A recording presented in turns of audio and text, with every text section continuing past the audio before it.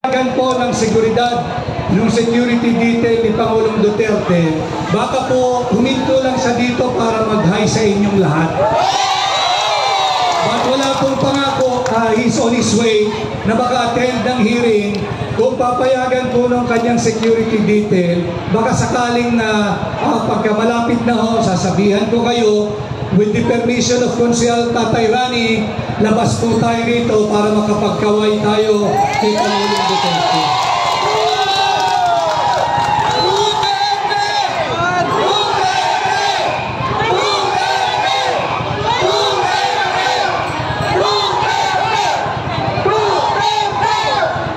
At kagaya rin mo na sinabi ni Consihal Rani, tayong mga taga Quezon City may disiplina. Kaya yung mga hindi taga Quezon City naroon, nagrarally sa labas ng gate ng Batasan.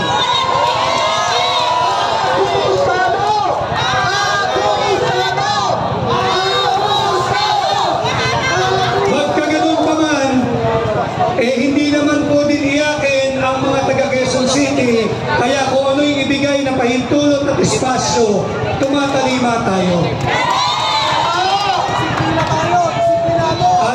Sususugan ko lang din yung sinabi ni Consihal Rani.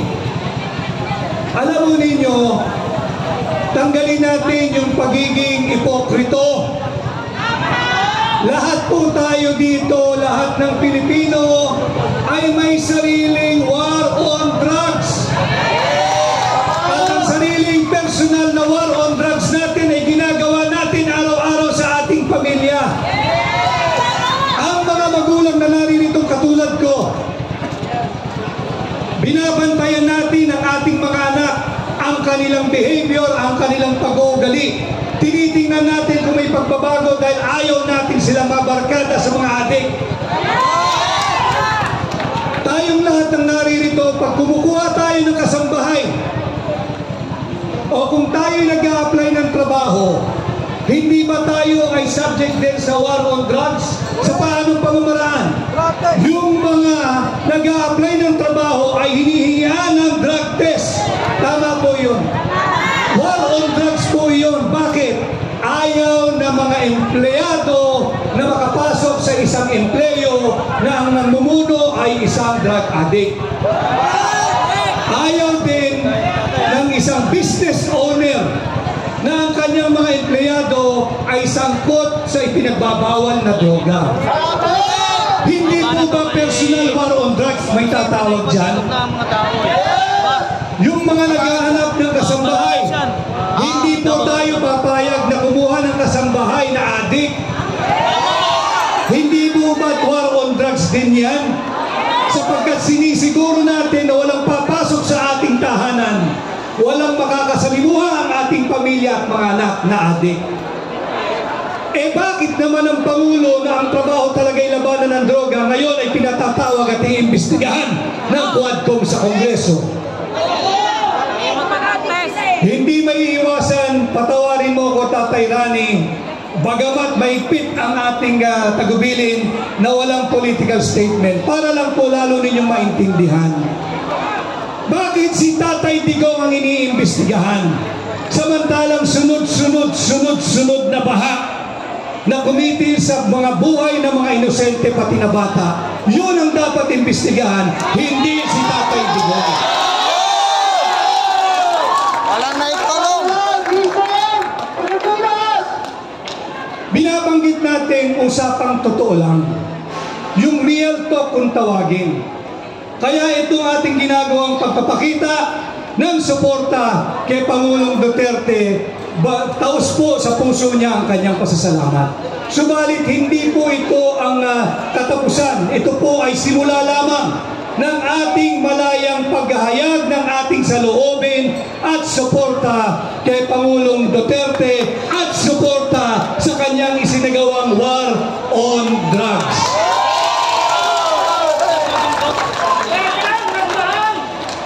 At ganun din ho, alam din naman natin na mahigpit si Pangulong Duterte sa korupsyon. Yun ang dapat imbestigahan, yung mga issue at bagay ng korupsyon, hindi si Pangulong Duterte. At ganun din ho ang ating mga kapulisan. ang ating mga kapulisan ay nagtatrabaho lamang. Bakit nung tinatrabaho nila, mandato po nila na habulin ang lahat ng drug lords, ang lahat ng drug addict? Bakit naman sila iimbestigahan at ipatatawag sa Kongreso? Ano ba ang gusto nilang trabaho ng ating mga pulis? Panuorin na lang ang mga kriminal habang ginagawa ang krimen? Ano ba ang gusto nilang trabaho ng mga pulis? Hayaan na lang ang pagkalat at paglaganap ng droga? Hindi po yata yan ang nakasaad doon sa ating Philippine National Police Law. Hindi rin po yata yan ang pangunahing trabaho ng ating Armed Forces of the Philippines at ang ating Philippine National Police. Kaya po ngayong umaga, bagamat mainit, nararamdaman ko rin po ang init ng inyong tulong at pagtangkilik at pagsuporta at pagbibigay pagpupugay at paggalang kay Pangulong Duterte. Antayin lang po natin, sana pahintulutan siya ng kanyang security dahil base sa aking natanggap na mensahe, gustong-gusto po niyang makipagkamayan sa inyo at magpasalamat. Subalit, alam naman din po natin yung kanyang security level, sana po pahintulutan siya at kung sakasakali siya po ay panandali ang ihinto at makikipagdaupang palad po sa inyong lahat. Salamat po. Ayan po ay salita ng taga Quezon City. Baka ho, meron kayong istorya, karanasan, nung kapanahonan ni Presidente Duterte ay nagkaroon ng katahimikan at nasalba ang inyong pong sitwasyon. Aanyahan po kayo rito, pwede po kayo magsalita rito para po malaman na ang mga ordinaryong tao na kinabang sa war on drugs ng ating Presidente. Politiko, ito po ay karapatan natin bilang isang mamamayan ng ating bansa. Karapatan natin na tayo ay magsalita at lalong mas karapatan natin dahil sa panahon ito mahirap ipaglaban ang tama.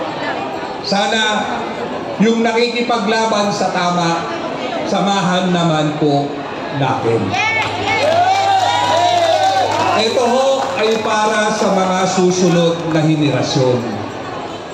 Gusto nyo ho ba yung nangyayari ngayon sa atin na ang matatamaan yung mga anak natin? Tapos tayo, wala tayong ginawa, hinayaan lang natin sila. Sisingilin at sisingilin tayo ng ating pagwalang kibo, walang pakikialam. So sana umpisahan po natin sa ating pamamagitan, sa ating karapatan, na ang pagsalita ng tama, ang paglaban sa hindi tama, ay simulan po natin. Napapansin naman po natin ngayon, yung totoong balita, uhaw na uhaw tayo. Buti na lang may mga vloggers na sila ang nagsasabi ng hindi kayang sabihin. Sino ang presidente na lumaban sa mga oligarchs? Duterte!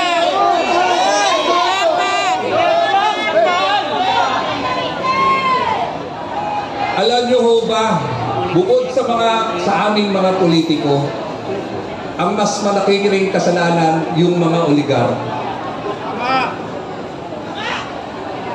Dahil sa interes ng kanilang hanap buhay, ng kanilang negosyo, kaya nilang magbigay ng pondong bilyong-bilyon para sa mananalong politiko. Tingnan niyo ho ang nangyayari sa ating bayan. Lahat pinaglalaroan na lang ng mga politiko. Samantalang 33 years ago, yung ating konstitusyon nakalagay, dapat gumawa ng enabling law ang ating pong mga congressman para sa political dynasty. Wala hong nangyari. Dahil sa ating EDSA, dahil namulat ang mga ordinaryong tao, lumaban, tumindig para magkaroon ng pagbabago. Ang ating konstitusyon, ginawa po yan dahil sa people's power. At nakalagay din po doon, binigyan ng pagkakataon yung mga sektor na napapabayaan, kaya nagkaroon ng party list. Tingnan nyo ho, sa ultimo party list, kinakamkam na ng pamilyang politikong dynasty. Sila na lang bulat sa poll. Yung problema noon, kung noong nakaupo sila, sana kung kaya nilang gawin at pag may mamalasakit sila, nagawa na nila. Lumaki ng lumaki ang problema at sila pa rin ba ang aasahan nating magbibigay ng solusyon sa problema natin? Nek-nek nila. Alang, tayo rin kasi, tayong mga maraming maralita ang may kasalanan din. Dahil ipinagbibili natin sa halagang barya ang boto natin. Di bali yung boto ang ibenta nyo, huwag lang yung boto ninyo. Kaya kung gusto nyo ng pagbabago, itama natin. No? Itama natin. Dahil kung talagang mapilit at ang dami nilang pera, na pera rin naman natin, tanggapin nyo yung pera. Pero iboto nyo yung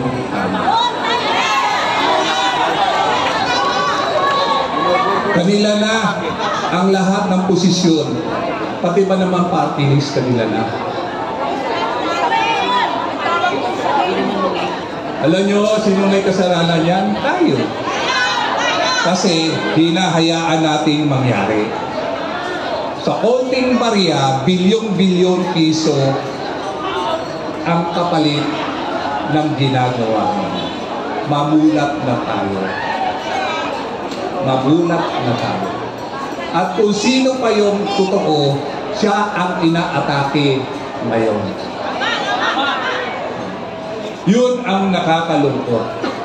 Kung sino yung hindi nagnakaw, siya ngayon ang inuusig. Yung nagnakaw, tuloy-tuloy ang pagnanakaw. Nasa Malacanang.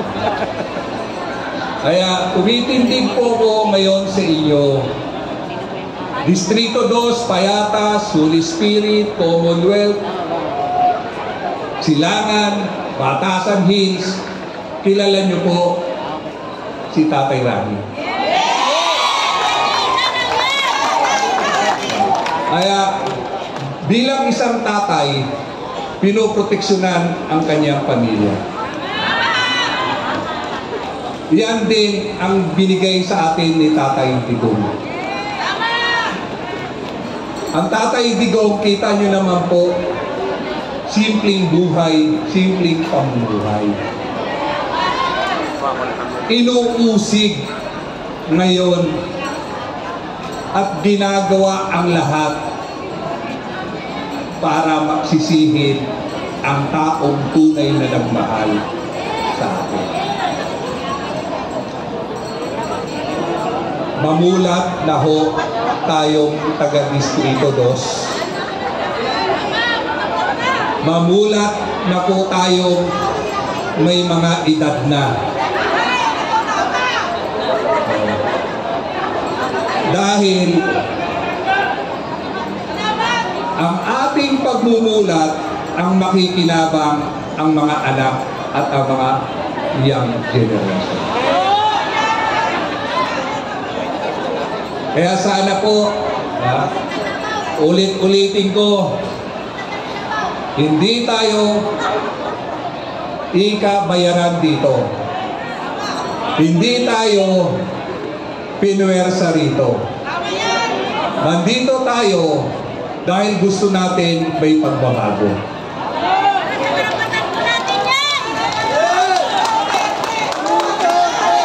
Duterte! Duterte!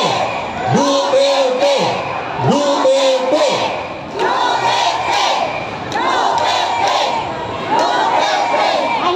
Ulitin ko ha, ulitin ko. Oh. Tayong may edad, may obligasyon sa mga bata. At ang mga batang yan, pareho tayo 66 years old na ako eh. Tiguang na. Kaya, ang ating hong gagawin, itatama lang natin yung mga nagawa natin hindi tama doon. At wala hong huli sa pagbabago. Sana pag-uwi ninyo, kausapin ninyo ang mga kakilala nyo. Imulat nyo sila unti-unti para pag tumayo ulit tayo rito, mas malaki ang boses natin. Sanay manggurgur sila. Okay, siguro malapit na ako si Presidente. Baka pila na lang tayo rito.